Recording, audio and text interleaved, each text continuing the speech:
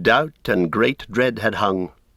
Fair weather and clear sun had seemed but a mockery to men whose days held little hope, and who looked each morning for news of doom.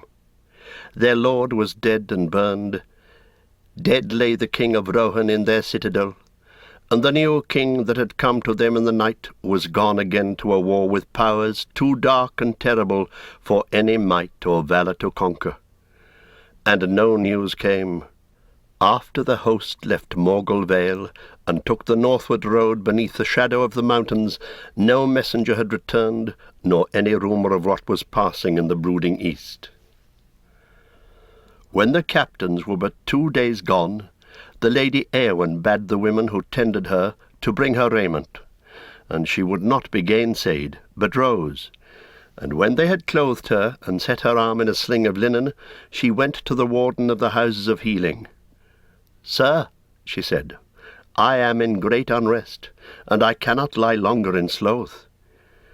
"Lady," he answered, "you are not yet healed, and I was commanded to tend you with especial care. You should not have risen from your bed for 7 days yet, or so I was bidden. I beg you to go back." "I am healed," she said, "healed at least in body, save my left arm only, and that is at ease. But I shall sicken anew if there is naught that I can do. Are there no tidings of war? The women can tell me nothing." "There are no tidings," said the warden, "save that the lords have ridden to Morgul Vale, and men say that the new captain out of the north is their chief. A great lord is that, and a healer, and it is a thing passing strange to me that the healing hand should also wield the sword. It is not thus in Gondor now, though once it was so, if old tales be true. But for years we healers have only sought to patch the rents made by the men of swords. Though we should still have enough to do without them, the world is full enough of hurts and mischances without wars to multiply them."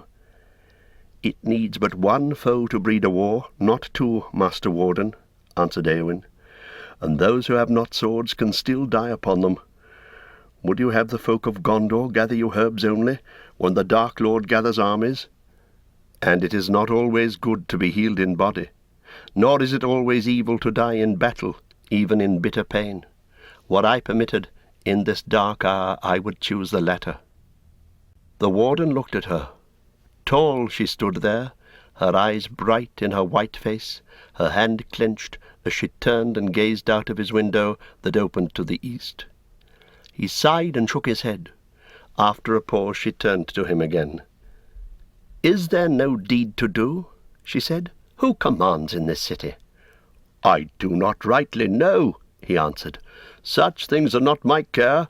There is a marshal over the riders of Rohan, and the Lord Húrin, I am told, commands the men of Gondor. But the Lord Faramir is by right the steward of the city." "Where can I find him?" "In this house, lady.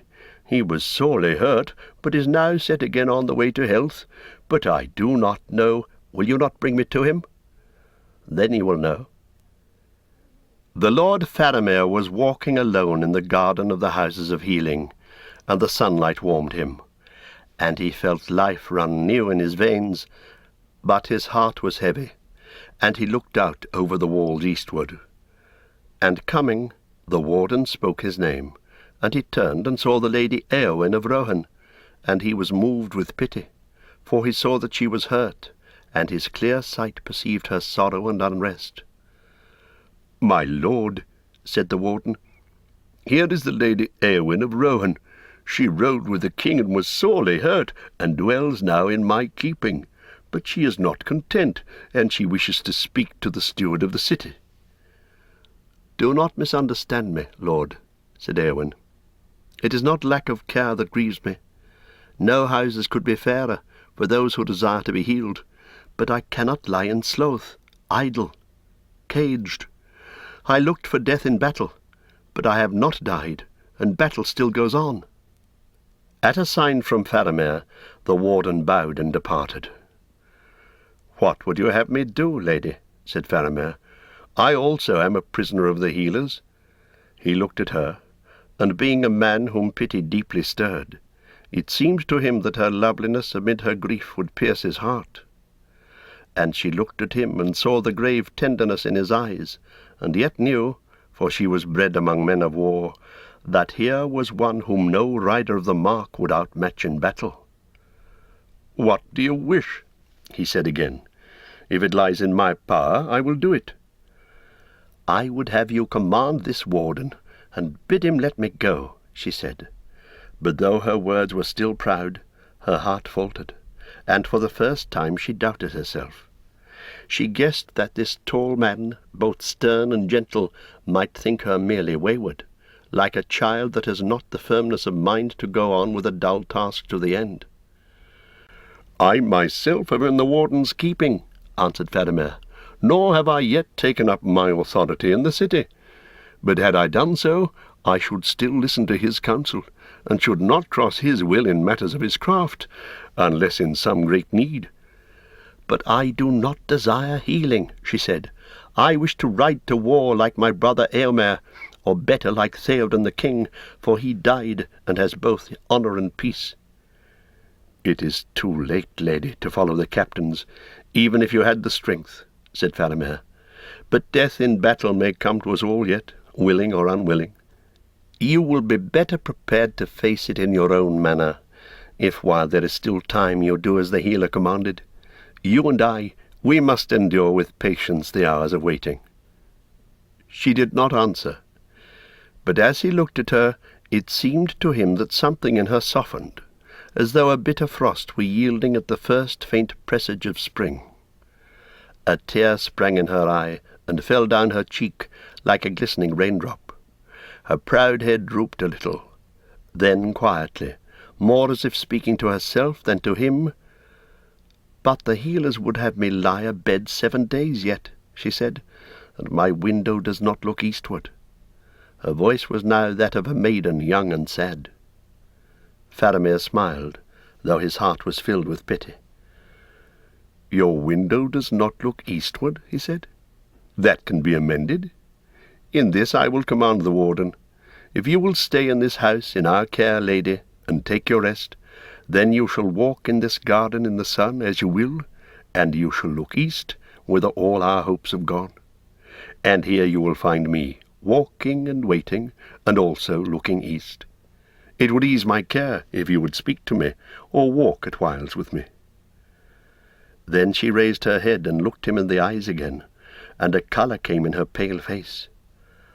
"How should I ease your care, my lord?" she said, "and I do not desire the speech of living men." "Would you have my plain answer?" he said. "I would." "Then, Eowyn of Rohan, I say to you that you are beautiful. In the valleys of our hills there are flowers fair and bright, and maidens fairer still, but neither flower nor lady have I seen till now in Gondor so lovely and so sorrowful. It may be that only a few days are left ere darkness falls upon our world, and when it comes I hope to face it steadily. But it would ease my heart, if while the sun yet shines, I could see you still. For you and I have both passed under the wings of the shadow, and the same hand drew us back." "Alas, not me, lord," she said. "Shadow lies on me still. Look not to me for healing. I am a shield maiden, and my hand is ungentle. But I thank you for this at least, that I need not keep to my chamber. I will walk abroad by the grace of the steward of the city."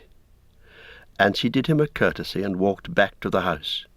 But Faramir for a long while walked alone in the garden, and his glance now strayed rather to the house than to the eastward walls. When he returned to his chamber, he called for the warden, and heard all that he could tell of the Lady of Rohan. "But I doubt not, lord," said the warden, "that you would learn more from the halfling that is with us, for he was in the riding of the king, and with the lady at the end, they say." And so Merry was sent to Faramir, and while that day lasted they talked long together, and Faramir learned much, more even than Merry put into words, and he thought that he understood now something of the grief and unrest of Eowyn of Rohan. And in the fair evening Faramir and Merry walked in the garden, but she did not come. But in the morning, as Faramir came from the houses, he saw her as she stood upon the walls, and she was clad all in white and gleamed in the sun. And he called to her, and she came down, and they walked on the grass or sat under a green tree together, now in silence, now in speech. And each day after they did likewise. And the warden, looking from his window, was glad in heart, for he was a healer, and his care was lightened. And certain it was that, heavy as was the dread and foreboding of those days upon the hearts of men, still these two of his charges prospered and grew daily in strength.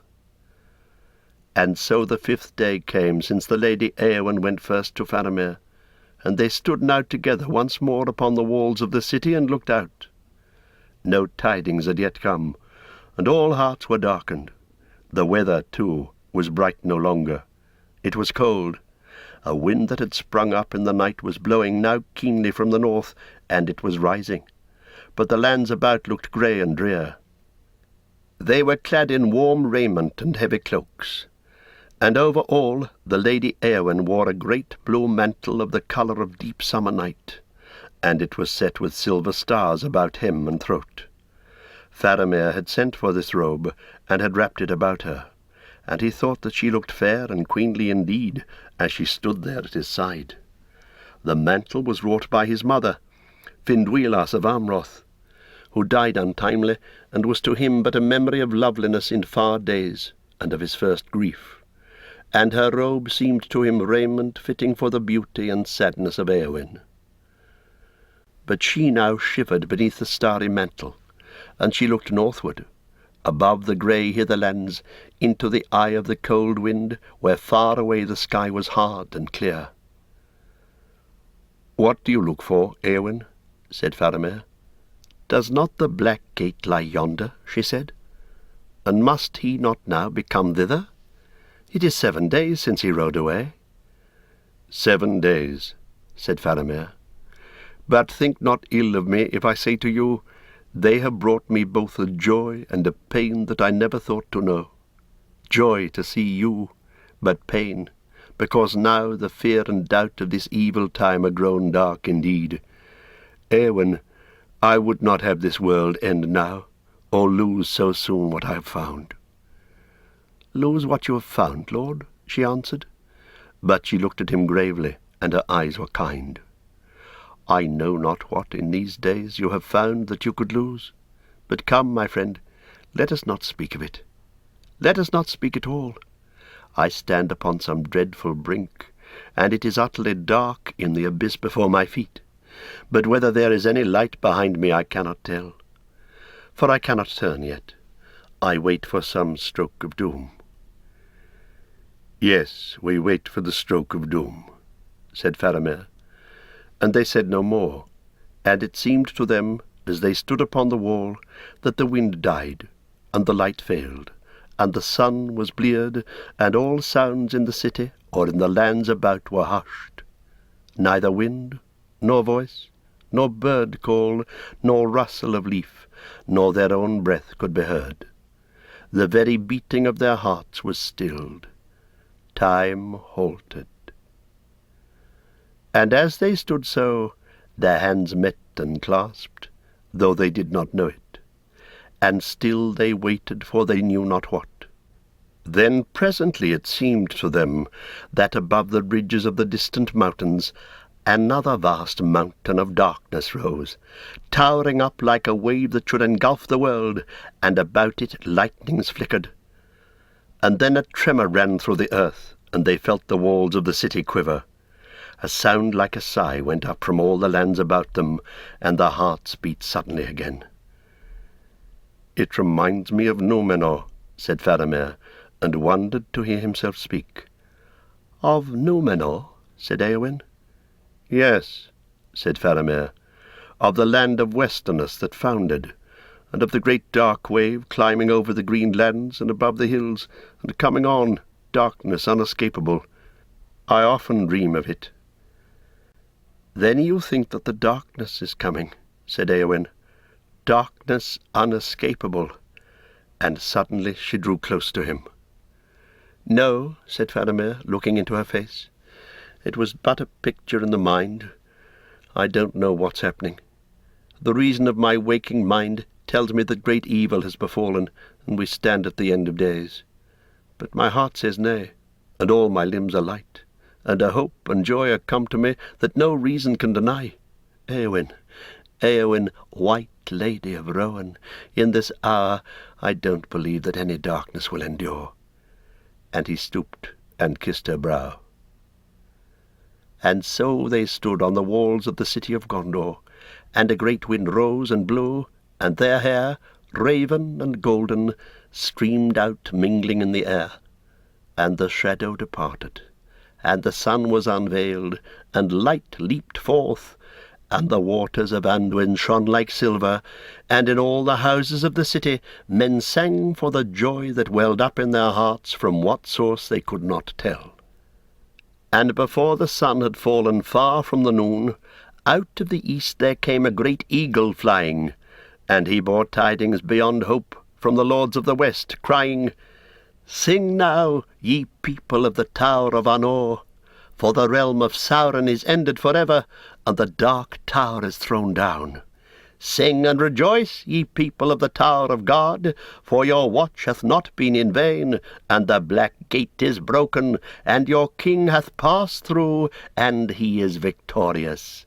Sing and be glad, all ye children of the west, for your king shall come again, and he shall dwell among you all the days of your life. And the tree that was withered shall be renewed, and he shall plant it in the high places, and the city shall be blessed. Sing, all ye people." And the people sang in all the ways of the city. The days that followed were golden, and spring and summer joined and made revel together in the fields of Gondor. And tidings now came by swift riders from Caer Andros of all that was done, and the city made ready for the coming of the king. Merry was summoned, and rode away with the wains that took store of goods to Osgiliath, and thence by ship to Caer Andros. But Faramir did not go, for now, being healed, he took upon him his authority and the stewardship, although it was only for a little while, and his duty was to prepare for one who should replace him. And Eowyn did not go, though her brother sent word, begging her to come to the field of Cormelin. And Faramir wondered at this, but he saw her seldom, being busy with many matters, and she dwelt still in the houses of healing, and walked alone in the garden, and her face grew pale again, and it seemed that in all the city she only was ailing and sorrowful. And the warden of the houses was troubled, and he spoke to Faramir. Then Faramir came and sought her, and once more they stood on the walls together, and he said to her, "Eowyn, why do you tarry here, and do not go to the rejoicing in Cormelin beyond Caer Andros, where your brother awaits you?" And she said, "Do you not know?" But he answered, "Two reasons there may be, but which is true I do not know." And she said, "I do not wish to play at riddles. Speak plainer." "Then if you will have it so, lady," he said, "you do not go because only your brother called for you, and to look on the Lord Aragorn, Elendil's heir, in his triumph would now bring you no joy. Or because I do not go, and you desire still to be near me. And maybe, for both these reasons, and you yourself cannot choose between them. Eowyn, do you not love me, or will you not?" "I wished to be loved by another," she answered, "but I desire no man's pity." "That I know," he said. "You desired to have the love of the Lord Aragorn, because he was high and puissant, and you wished to have renown and glory, and to be lifted far above the mean things that crawl on the earth. And as a great captain may to a young soldier, he seemed to you admirable, for so he is, a lord among men, the greatest that now is. But when he gave you only understanding and pity, then you desired to have nothing, unless a brave death in battle. Look at me, Eowyn." And Eowyn looked at Faramir long and steadily, and Faramir said, Do not scorn pity that is the gift of a gentle heart, Eowyn. But I don't offer you my pity, for you are a lady high and valiant, and have yourself won renown that shall not be forgotten. And you are a lady beautiful, I deem, beyond even the words of the elven tongue to tell. And I love you. Once I pitied your sorrow. But now, were you sorrowless, without fear of any lack, were you the blissful queen of Gondor, still I would love you. Eowyn, do you not love me? And the heart of Eowyn changed, or else at last she understood it, and suddenly her winter passed, and the sun shone on her. I stand in Minas Anor, the tower of the sun, she said, and behold, the shadow has departed. I will be a shield maiden no longer, nor vie with the great riders, nor take joy only in the songs of slaying. I will be a healer, and love all things that grow and are not barren. And again she looked at Faramir. No longer do I desire to be a queen, she said. Then Faramir laughed merrily. That is well, he said, for I am not a king. Yet I will wed with a white lady of Rohan, if it be her will. And if she will, then let us cross the river, and in happier days let us dwell in fair Ithilien, and there make a garden. All things will grow with joy there, if the white lady comes. Then must I leave my own people, man of Gondor, she said. And would you have your proud folk say of you, There goes a lord who tamed a wild shield maiden of the north. Was there no woman of the race of Númenor to choose? I would, said Faramir. And he took her in his arms and kissed her under the sunlit sky. And he cared not that they stood high upon the walls in the sight of many. And many indeed saw them, and the light that shone about them as they came down from the walls and went hand in hand to the houses of healing. And to the warden of the houses Faramir said, Here is the lady Eowyn of Rohan, and now she is healed. And the warden said, Then I release her from my charge, and bid her farewell, and may she suffer never hurt nor sickness again. I commend her to the care of the steward of the city until her brother returns. But Eowyn said, Yet now that I have leave to depart, I would remain. For this house has become to me of all dwellings the most blessed. And she remained there until King Eomer came. All things were now made ready in the city, and there was great concourse of people, for the tidings had gone out into all parts of Gondor, from Min Rimmon even to Pinath Gelin, and the far coasts of the sea. And all that could come to the city made haste to come. And the city was filled again with women and fair children that returned to their homes laden with flowers, and from Dol Amroth came the harpers that harped most skilfully in all the land, and there were players upon viols and upon flutes and upon horns of silver, and clear-voiced singers from the vales of Lebenin. At last an evening came, when from the walls the pavilions could be seen upon the field, and all night lights were burning as men watched for the dawn.